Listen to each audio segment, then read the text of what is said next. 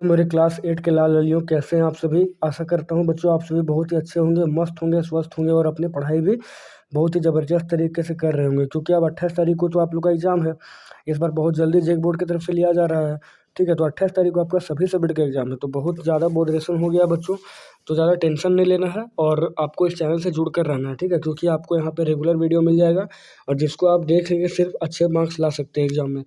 अगर आप अभी तक कुछ भी नहीं पढ़े तो भी आप बहुत अच्छा मार्क्स ला सकते हैं, A+ एकदम आराम से ला सकते हैं। खाली आपको वीडियो को अच्छे से वॉच करना है और जितना समझाया जाएगा उसको ध्यान से समझना है। तो चलिए आज हम लोग इसमें देखने वाले हैं साइंस, ठीक है। साइंस का कुछ इंपॉर्टेंट लगभग 50 सवाल देखेंगे जो आपके 28 तारीख के एग्जाम के लिए इंपॉर्टेंट होगा। और देखिए ये सवाल कहाँ से आया हुआ है, तो प्रीवियस ईयर मॉडल पेपर है 2023 का, ठीक है, 2023 का मॉडल पेपर है। और दोस्तों जितने भी पुराने साल के मॉडल पेपर होते हैं सारा को कर लेना बहुत इंपॉर्टेंट है। कम से कम पिछले 5 साल के प्रीवियस ईयर मॉडल पेपर और प्लस प्रीवियस ईयर क्वेश्चन, अगर इतना आप कर लेते हैं तो आप फाइनली आपका एक भी सवाल साइंस में चाहे कोई भी सब्जेक्ट में बाहर नहीं जा सकता है, ठीक है। तो चलिए हम लोग 2023 का मॉडल पेपर देख रहे हैं। तो आज हम लोग साइंस देखने वाले हैं। तो पहला सवाल देखिए क्या दिया हुआ है कि भारत में प्रोजेक्ट टाइगर जो है वो कब शुरू किया गया, ठीक है। भारत में प्रोजेक्ट टाइगर कब शुरू किया गया, तो भारत में प्रोजेक्ट टाइगर जो है 1972 से 73 के बीच में किया गया था। 1972 में आपका आया था भारतीय जीव संरक्षण अधिनियम 1972 में, और 73 में प्रोजेक्ट टाइगर शुरू किया गया था, इसलिए 72-73 यहाँ पर ऑप्शन है। अगला क्वेश्चन है सर्वप्रथम कोशिका की खोज किसने की थी। सबसे पहले जो था कोशिका की खोज किसने की थी, तो रॉबर्ट हुक ने किया था, ठीक है। और कब किया था, 1665 ईस्वी में, जो एक कौर के छाल के द्वारा किया गया था, जो एक मृत कोशिका था, मृत कोशिका था, ठीक है, मृत कोशिका था। यानी कि जीवों के संरचनात्मक और क्रियात्मक इकाई को क्या कहते हैं, तो कोशिका कहते हैं। अगला सवाल है कि एक मुलायम धातु जिसे चाकू से आसानी से काटा जा सकता है, तो चाकू से काटे जाने वाला जो है सोडियम, लिथियम, पोटेशियम है। लेकिन यहाँ पर देखिए ऑप्शन दिया है चांदी, पारा, सोडियम और सोना। तो करेक्ट ऑप्शन हो जाएगा आपका सोडियम, ठीक है। सोडियम को आसानी से चाकू से काट सकते हैं। नेक्स्ट क्वेश्चन है कि निम्नलिखित में से कौन सी ऐसी धातु है जिसके विद्युत लेपन के द्वारा किसी वस्तु की चमक को घटाया बढ़ाया जा सकता है। तो कौन सी ऐसी धातु जिससे विद्युत लेपन, अगर उसका विद्युत लेपन कर देते हैं तो वस्तु की चमक जो है ऑटोमेटिक बढ़ जाती है, तो दोस्तों वो होता है क्रोमियम, ठीक है। ऑप्शन नंबर बी सही जवाब है। अगला क्वेश्चन है संचरणीय रोगों का सबसे मुख्य कारक क्या है। संचरणीय रोग जो भी होते हैं उसके सबसे मुख्य कारण क्या है, तो उसके मुख्य कारण है घरेलू मक्खी। नेक्स्ट क्वेश्चन है कि निम्न में कौन सा जंतु जरायुज है। तो जरायुज वो होता है जो अपने ऐसा शिशु को जन्म देता है, ठीक है। तो यहाँ देखिए ऑप्शन दिया है मनुष्य, मुर्गी, कौवा और बतख।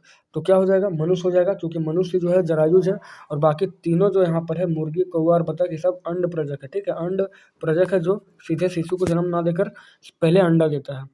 अगला क्वेश्चन है शुष्क मौसम में बालों में कंघी करने पर यह बिखर जाता है, इसके कौन सा बल उत्तरदायी है।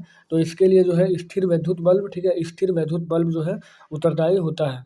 यानी कि आपका हो जाएगा कौन सा, तो स्थिर वैद्युत बल्ब, ऑप्शन नंबर बी सही जवाब है। नेक्स्ट क्वेश्चन है निम्नांकित में से किस ईंधन का ऊष्मीय मान सबसे अधिक होता है। निम्नांकित में कौन सा ऊष्मीय मान सबसे अधिक होता है, तो वो होता है दोस्तों केरोसिन का। अगला सवाल है निम्न में कौन सा गुणसूत्र शिशु के नर लिंग का निर्धारण करता है। तो बच्चा जो होगा वो नर होगा, यानी कि लड़का होगा, उसके लिए कौन सा है, तो उसके लिए XY, ठीक है। XY जो होता है यही बच्चा होने, लड़का होने के लिए जिम्मेदार होता है। अगला सवाल है मानव एक में वस्तु का प्रतिबिंब किस भाग पर बनता है।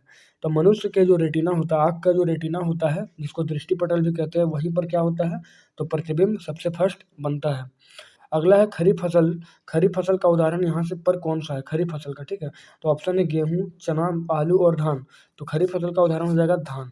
परिवार में अभी फिलहाल कितने ग्रह हैं, तो सौर परिवार में जो है 8 ग्रह है। और नेक्स्ट क्वेश्चन है घर्षण हमेशा क्या होता है।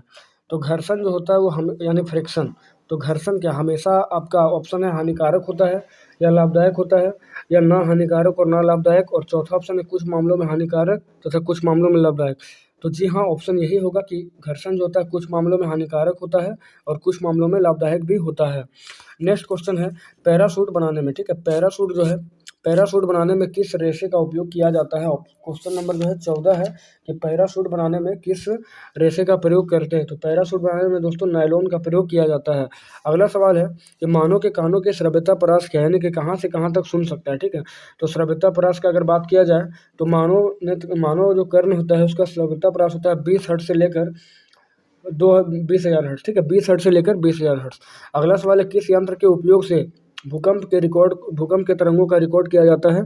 तो दोस्तों वो होता है आपका भूकंप लेखी, यानी कि अंग्रेजी में इसको सिस्मोग्राफ कहते हैं, और भूकंप लेखी इसका सही जवाब है। अगला क्वेश्चन है विश्व तापन यानी कि ग्लोबल वार्मिंग, ठीक है। ग्लोबल वार्मिंग का क्या कारण है? तो नाइट्रोजन की बढ़ती मात्रा, या ऑक्सीजन की बढ़ती मात्रा, या ओजोन की बढ़ती मात्रा, या कार्बन डाइऑक्साइड की बढ़ती मात्रा। तो जी हाँ, ऑप्शन नंबर डी बिल्कुल सही होगा, कार्बन डाइऑक्साइड की बढ़ती हुई मात्रा। अगला सवाल है, संकटापन्न प्रजाति कौन है? तो संकटापन्न उसको कहते हैं जो विलुप्त तो होने के कगार पर है लगभग, ठीक है। तो ऑप्शन आप देख लीजिए, ऑप्शन दिया हुआ है घोड़ा, गाय, कुत्ता और बाघ, ठीक है। तो बाघ क्या हो जाएगा यहाँ पर? संकटापन्न प्रजाति हो जाएगा। अगला सवाल है कि जंतु कोशिका में, ठीक है, 19वां नंबर है कि एक जंतु कोशिका में क्या अनुपस्थित होता है? तो जंतु कोशिका में दोस्तों कोशिका भित्ति नहीं पाया जाता है, कोशिका भित्ति ऑप्शन नंबर सी। अगला सवाल है कि जल के शुद्धिकरण में किस अधातु का प्रयोग किया जाता है? तो जल का शुद्धिकरण के लिए ब्लीचिंग पाउडर डालते हैं, और ब्लीचिंग पाउडर में दोस्तों क्लोरीन लगा होता है, और ब्लीचिंग पाउडर यानी कि विरंजन चिन्ह का सूत्र होता है CaOCl यानी कि कैल्शियम ऑक्सीक्लोराइड, ठीक है, और इसको क्लोरीन कहते हैं। अगला सवाल है, विश्व के पहले प्रतिजैवी का नाम क्या है? तो विश्व के पहले प्रतिजैवी का नाम दोस्तों होता है पेनिसिलिन, ठीक है, पेनिसिलिन है, यानी कि ऑप्शन नंबर आपका डी बिल्कुल सही है। अगला सवाल यहाँ पर है, पानी में हाइड्रोजन और ऑक्सीजन का अनुपात क्या होता है? पानी में, ठीक है, तो पानी का सूत्र आपको पता है, जल का H2O होता है, और इसमें हाइड्रोजन ऑक्सीजन का अनुपात क्या है? तो देखिए आप H2 यानी कि हाइड्रोजन कितना है? हाइड्रोजन का अगर बात किया जाए यहाँ पर, तो एक सेकेंड, हाइड्रोजन का अगर हम लोग बात करें तो हाइड्रोजन और ऑक्सीजन, ठीक है, तो हाइड्रोजन 2 होता है और ऑक्सीजन 1 होता है, इसलिए 2 अनुपात 1 हो जाएगा। अगर पूछा जाता है आपको ऑक्सीजन और हाइड्रोजन का अनुपात, तो वो 1 अनुपात 2 होता है, इसलिए अभी फिलहाल आंसर क्या होगा? 2 अनुपात 1 होगा। अगला क्वेश्चन है कि निम्न में किस जीव में द्विखंडन द्वारा जन्म होता है? द्विखंडन किसको कहते हैं? जब जनक का शरीर 2 भाग में टूटता है तो उसको द्विखंडन कहा जाता है, ठीक है। तो द्विखंडन इनमें से किस में होता है? तो ऑप्शन नंबर सी, अमीबा में द्विखंडन होता है। अगला क्वेश्चन है, द्रव का गहराई बढ़ने से क्या होता है? ठीक है, द्रव का गहराई, अगर ये पृथ्वी ली और द्रव का लगातार दबाव नीचे जाएगा तो मतलब कि गहराई बढ़ेगा, तो दबाव क्या होगा? तो दबाव दोस्तों क्या होता है कि लगातार बढ़ता जाता है। अगला क्वेश्चन है कि ईंधन के ऊष्मीय मान का मात्रक क्या होता है? तो ईंधन के ऊष्मीय मान का जो मात्रक होता है वो kJ/kg होता है, यानी कि ऑप्शन नंबर सी बिल्कुल सही जवाब है। अगला सवाल है, किशोरावस्था की उम्र कितनी होती है? तो किशोरावस्था की उम्र जो है 11 से 19 के आसपास होती है, किशोरावस्था की उम्र। नेक्स्ट क्वेश्चन है कि सामान्य नेत्र के पढ़ने के लिए सर्वाधिक सुविधाजनक दूरी क्या है? सामान्य नेत्र का पढ़ने के लिए सर्वाधिक जो सुविधाजनक दूरी है वो क्या है? तो 25 सेंटीमीटर है। और अगर अंतिम बिंदु पूछा जाता कि नेत्र का अंतिम बिंदु क्या होता है? दूर बिंदु, तो दूर बिंदु होता है अनंत। नेक्स्ट क्वेश्चन है, फूलों एवं सब्जियों का बड़े पैमाने पर उत्पादन क्या कहलाता है? तो इसको कहते हैं हॉर्टिकल्चर, ठीक है, इसको हॉर्टिकल्चर कहते हैं। अगला सवाल है कि किस ग्रह को प्रभात तारा या सांझ तारा कहते हैं?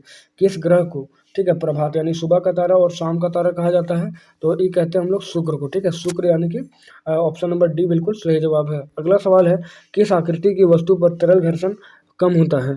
किस आकृति की वस्तु जो है उस पर तरल घर्षण कम होता है? तो वो नौकाकार होता है, ठीक है, नौकाकार, ऑप्शन नंबर सी बिल्कुल सही जवाब। अगला सवाल है कि पदार्थ जो प्राकृतिक प्रक्रिया जैसे जीवाणु के द्वारा अपघटित होता है उसे क्या कहते हैं? तो वैसा पदार्थ, ठीक है, जो जीवाणु के द्वारा यानी कि डिकम्पोजर के द्वारा अपघटित हो जाता है उसको जैव निम्नीकरणीय कहते हैं, और जो अपघटित नहीं होता है उसको जैव अनिम्नीकरणीय पदार्थ कहते हैं। अगला सवाल है कि ध्वनि की प्रबलता किस कारक पर निर्भर करती है? तो ध्वनि की प्रबलता जो है आयाम पर, ध्वनि की प्रबलता जो आयाम पर यानी कि एम्पलीट्यूड पर निर्भर करती है। अगला सवाल है कि विपरीत आवेशों के बीच क्या होता है? तो विपरीत आवेश का मतलब क्या है कि एक प्लस होगा और एक माइनस होगा, ठीक है, एक प्लस और एक माइनस हुआ तो इसके बीच में क्या होगा? तो प्लस माइनस जब भी होगा तो इसके बीच आकर्षण होगा, यानी कि ऑप्शन नंबर ए बिल्कुल सही जवाब होगा। और अगर हमको प्लस प्लस मिल जाए, ठीक है, अगर प्लस यहाँ भी मिल जाए तो उससे अभिकर्षण उससे प्रतिकर्षण होगा, ठीक है, प्रतिकर्षण होगा यानी कि दूर भागेगा। अगला सवाल है कि हरित गृह प्रभाव और वैश्विक तापन के लिए मुख्य रूप से उत्तरदायी गैस कौन सा है? हरित गृह प्रभाव और वैश्विक तापन के लिए मुख्य रूप से कौन सा गैस उत्तरदायी है? ठीक है, तो कार्बन डाइऑक्साइड भी है और मीथेन भी है, इसलिए ऑप्शन क्या हो जाएगा यहाँ पर? दोनों हो जाएगा। अगला सवाल है कि वह पुस्तक इसमें सभी संकटापन्न प्रजातियों का रिकॉर्ड रखा जाता है उसे क्या कहते हैं? तो उसे दोस्तों रेड डाटा बुक कहते हैं, यानी कि ऑप्शन नंबर डी बिल्कुल सही जवाब होगा। अगला सवाल होगा 36वां नंबर का कि निम्न में कौन सा जीवाश्म ईंधन यहाँ पर है? जीवाश्म ईंधन यहाँ पर कौन है? तो जीवाश्म ईंधन उसको कहते हैं जो जीवों के अवशेष से बनता है, तो कोयला हो जाएगा, ठीक है।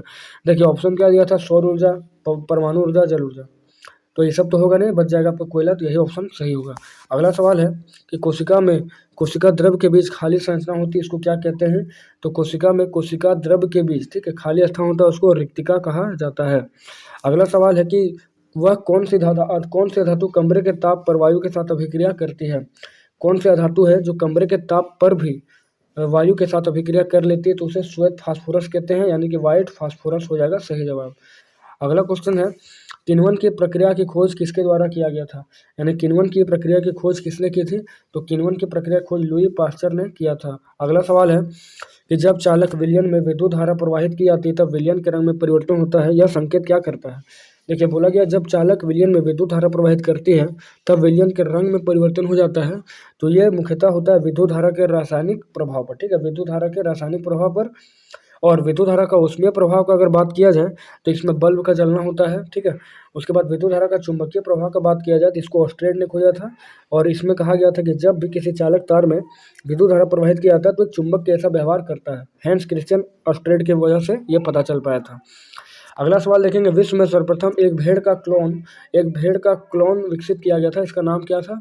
तो इसका नाम मुख्यतः दोस्तों डॉली था, ठीक है, डॉली था इसका मुख्य नाम। अगला सवाल है तरल है, तो तरल क्या है? तो तरल दोस्तों क्या होता है? तो तरल देखिए ऑप्शन दिया है ठोस और द्रव, द्रव और गैस, ठोस और गैस दोनों, और चौथा दिया इनमें से कोई नहीं। तो तरल का अगर बात किया जाए तो द्रव और गैस दोनों होता है। अगला सवाल है यहाँ पे कि विद्युत उपकरणों में लगी आग बुझाने के लिए सबसे अच्छा अग्निशामक कौन होता है? तो सबसे अच्छा अग्निशामक का अगर बात किया जाए ना तो कार्बन डाइऑक्साइड होता है, CO2, ठीक है, CO2 होता है। तो बोला कार्बन डाइऑक्साइड, ठीक है, तो एक तरफ कार्बन मिलेगा और एक तरफ ऑक्सीजन मिलेगा। तो कार्बन दोस्तों जलने वाला होता है और ऑक्सीजन होता है जलाने वाला, ठीक है। और दोनों के प्रभाव से एक होगा बुझाने वाला जो बन जाएगा CO2, यानी कि कार्बन डाइऑक्साइड। अगला क्वेश्चन है कि लड़कों के गले के सामने उभरा हुआ भाग क्या कहलाता है? तो उसे एडम्स एप्पल या कंठमणि कहा जाता है। नेक्स्ट क्वेश्चन यहाँ पे है कि श्वेत प्रकाश में कितने रंग होते हैं? तो श्वेत प्रकाश में मुख्यतः दोस्तों 7 रंग होता है, ठीक है। इसको जानने के लिए आप याद रख सकते हैं बेजानी हपी नाला, ठीक है, या अंग्रेजी में आप बिवग्योर याद रख सकते हैं, बिवग्योर, ठीक है, इसके माध्यम से आप इसको याद रख सकते हैं। अगला सवाल है कि एक स्थान पर एक ही प्रकार के बड़ी मात्रा में उगाए गए पौधों को क्या कहते हैं? एक ही स्थान का बात किया जाए और बहुत सारे एक ही बड़ी मात्रा में पौधे उगाए जाते हैं उसको क्या कहते हैं? उसको कहते हैं फसल। नेक्स्ट क्वेश्चन है, खगोलीय पिंडों के बीच की दूरी को किस में मापा जाता है? तो खगोलीय पिंड जो होता है उसके बीच का दूरी को प्रकाश वर्ष यानी कि लाइट ईयर में मापा जाता है और इसकी सबसे छोटी इकाई पारसेक होती है। नेक्स्ट क्वेश्चन है, घर्षण चिकने सतह की अपेक्षा रुखड़े सतह पर क्या होता है? तो घर्षण जो होता है वो चिकने सतह पर तो ज़्यादा घर्षण होगा, ये कम घर्षण होगा, तुरंत आदमी फिसल जाएगा। और रुखड़ा सतह जो होगा वहाँ पर घर्षण होता है अधिक, ठीक है, रुखड़े सतह पर घर्षण अधिक होता है। नेक्स्ट हम लोग 49वां क्वेश्चन देखने वाले कि निम्न में कौन प्राकृतिक बहुलक है? तो देखिए पॉलिएस्टर, एक्रिलिक और नायलॉन ये सब तो कृत्रिम रेशा है, तो बच गया आपका सेलुलोज, यही आपका क्या होगा? प्राकृतिक बहुलक हो जाएगा। नेक्स्ट क्वेश्चन है, जो ध्वनि सुनने में अप्रिय लगती है उसे क्या कहते हैं? तो जो ध्वनि सुनने में अप्रिय लगती है उसे शोर कहा जाता है। तो दोस्तों आज हम लोग मोस्ट इंपॉर्टेंट 50 ऑब्जेक्टिव सवाल देख लिए हैं साइंस का, ठीक है। उम्मीद करते हैं वीडियो आपको अच्छा लगा होगा। अगर वीडियो अच्छा लगा इससे आप कुछ सीख पाए हैं तो जरूर चैनल को सब्सक्राइब करके और वीडियो को शेयर करें और बेल आइकन को भी दोस्तों प्रेस करें ताकि जितने भी इंपॉर्टेंट वीडियो आएगा सबका सबसे पहले नोटिफिकेशन आपके पास पहुंचेगा। और दोस्तों अभी 28 जनवरी को धुआं करने के लिए आप जरूर चैनल को सब्सक्राइब कीजिए, अभी तो आपके पास एक से एक वीडियो आने वाला है। सोशल साइंस का पूरा प्लेलिस्ट बना हुआ है, सोशल साइंस का आप जल्दी चेक करें। और साइंस का दोस्तों और 3 से 4 वीडियो आने वाला है, उसके बाद आप पैक करके आप साइंस को भी रख सकते हैं सारे वीडियो को देख के। उसके बाद मैथ का, हिंदी का, इंग्लिश का सबका धुआंधार सॉल्यूशन आपके पास आएगा, ठीक है। सिर्फ आप सारा वीडियो अगर वॉच कर लेते हो तो आपको A+ लाने से दोस्तों कोई भी नहीं रोक सकता है, मेरा वादा है पूरा, ठीक है। तो चलिए आपसे मिलते हैं एक नेक्स्ट वीडियो में, तब तक जय हिंद जय भारत।